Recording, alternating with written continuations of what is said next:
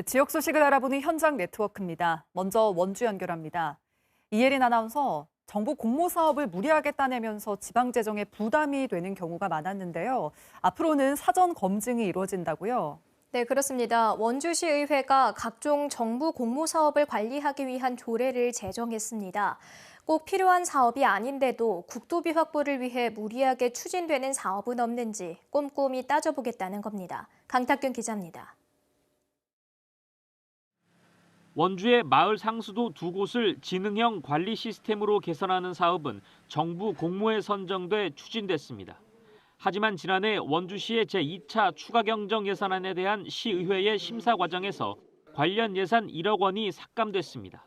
과도한 지방비 부담 우려 때문입니다. 그런데 불과 석 달 뒤 3회 추경에서는 이 예산이 시의회를 통과했습니다. 사업비 가운데 일부를 이미 용역비로 썼기 때문에 사업을 진행할 수밖에 없다는 이유였습니다.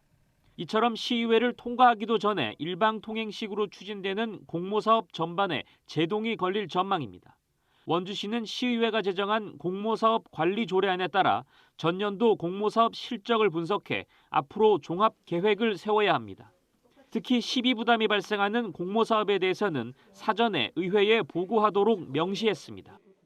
전년도에 공모사업 진행했던 그런 부분들에 대한 평가 또 계획 이런 부분들이 이제 아무래도 진행이 되다 보면 좀 더 그런 문제점들에 대한 보완이 반드시 될 거라고 생각합니다.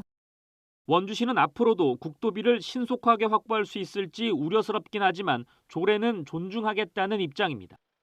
공모 사업이 이제 의회의 예산 심의 승인 권한을 제약한다는 문제점도 있었기 때문에 일정 규모 이상은 이제 의회에 예산 심의 전에 사전 보고가 이루어지도록 운영하게 될 겁니다. 지난해 원주시는 47건의 정부 공모 사업에 선정돼 사업비 1,186억 원을 확보했습니다. KBS 뉴스 강탁근입니다. 횡성군은 오늘 행정안전부의 지방규제 혁신 우수기관 재인증 달성 기념 현판 제막식을 개최했습니다. 횡성군은 인증제가 처음 도입된 2018년 우수기관으로 선정된 데 이어 지난해 재인증에 성공해 2024년까지 규제혁신 선도 지방자치단체로 선정됐습니다. 횡성군은 찾아가는 지방규제 신고센터 운영과 규제입증 책임제 등이 높은 평가를 받았다고 밝혔습니다. 영월군이 코로나19 장기화로 어려움을 겪는 소상공인을 위해 시설 개선비를 지원합니다. 지원 대상은 50곳으로 영월에서 1년 이상 사업을 한 소상공인이면 신청할 수 있습니다. 선정된 소상공인에게는 시설 개선비는 최대 800만 원, 장비와 비품 교체는 200만 원까지 지원합니다.